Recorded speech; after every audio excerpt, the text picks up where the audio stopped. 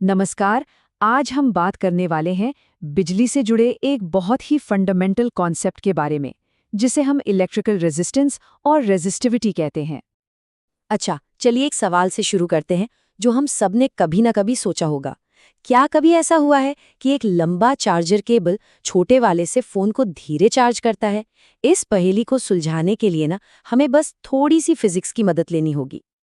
तो इस सवाल का जवाब जानने के लिए हमें सबसे पहले समझना होगा कि ये इलेक्ट्रिकल रेजिस्टेंस या हिंदी में कहें तो विद्युत प्रतिरोध आखिर होता क्या है। तो जरा सोचिए, इलेक्ट्रॉन एक तार के अंदर से भागने की कोशिश कर रहे हैं। अब जो चीज उन्हें रोकती है, उनके रास्ते में अड़चन डालती है, बस वही है रेजिस्टेंस। इसे आप एक तरह का इलेक्ट्रिकल फ्रिक्शन या बिजली वाली रगड़ भी समझ सकते हैं।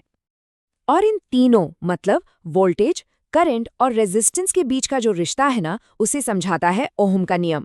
ये बहुत दिलचस्प है, सीधा सा हिसाब है। अगर रेजिस्टेंस को हम न बदलें और वोल्टेज यानी बिजली के धक्के को बढ़ा दें तो करंट भी बढ़ जाएगा। तो ये जो फॉर्मूला है R = V/I, इसका मतलब क्या हुआ? इसका मतलब ये है कि रेजिस्टेंस असल में वोल्टेज और करंट का एक रेशो है। मतलब ये हमें बताता है कि करंट को बहाने के लिए कितने वोल्टेज की जरूरत पड़ रही है। ठीक है, ये तो समझ आ गया, पर सवाल ये है कि किसी भी तार या कंपोनेंट में रेजिस्टेंस कम होगा या ज्यादा, ये तय कैसे होता है? तो पता है, इसके पीछे 4 मेन फैक्टर्स काम करते हैं। मतलब 4 ऐसी चीजें हैं जो किसी कंडक्टर के रेजिस्टेंस पर असर डालती हैं। चलिए एक एक करके इन चारों को देखते हैं। तो सबसे पहले बात करते हैं तार की डायमेंशंस की, यानी उसकी लंबाई और मोटाई की। इसको समझने का सबसे अच्छा तरीका है एक हॉलवे या गलियारे के बारे में सोचना। अब देखिए, अगर गलियारा बहुत लंबा और पतला हो तो उसमें से निकलना मुश्किल होगा, है ना? वहीं अगर वो छोटा और चौड़ा हो तो आराम से निकल जाएंगे। इलेक्ट्रॉन्स के साथ भी बिल्कुल यही होता है। तो यहाँ से 2 सीधी सीधी बातें निकल कर आती हैं।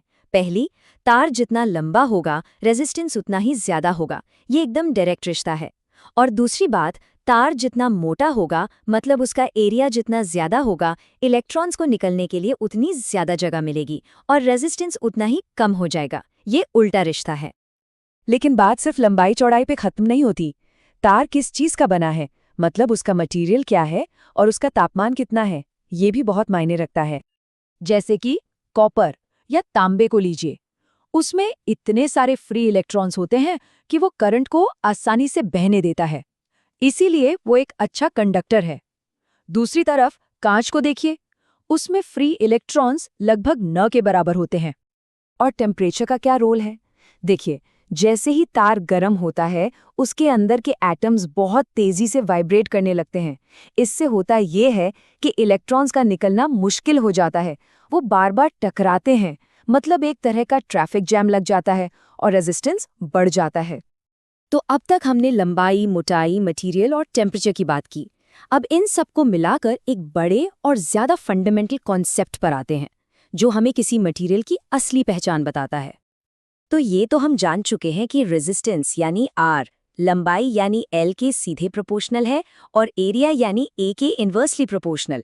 मतलब R जो है वो L/A के प्रोपोर्शनल है। लेकिन इस प्रोपोर्शनैलिटी को एक पक्के इक्वेशन में बदलने के लिए एक चीज मिसिंग है। एक ऐसा कांस्टेंट जो सिर्फ और सिर्फ मटेरियल पर डिपेंड करे, उसके शेप और साइज पर नहीं। और यहीं एंट्री होती है रेजिस्टिविटी की, जिसे हम रो सिंबल से दिखाते हैं। ये किसी भी मटेरियल की अपनी खासियत है, उसकी अपनी पहचान, जो ये बताती है कि वो करंट को कितना रोकेगा। और बस इस रेजिस्टिविटी को जोड़ते ही हमारा फॉर्मूला पूरा हो जाता है। R = ρL/A। अब देखिए, इसमें सब कुछ आ गया।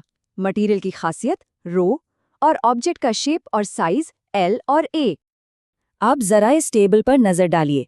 चांदी की रेजिस्टिविटी देखिए कितनी कम है, 10⁻⁻8 में। इसीलिए वो बेस्ट कंडक्टर है। और वहीं कांच को देखिए, 10⁻10 से 14 तक, मतलब जमीन आसमान का फर्क है।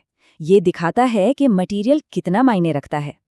और हाँ, इसकी जो SI यूनिट है वो है ओम मीटर।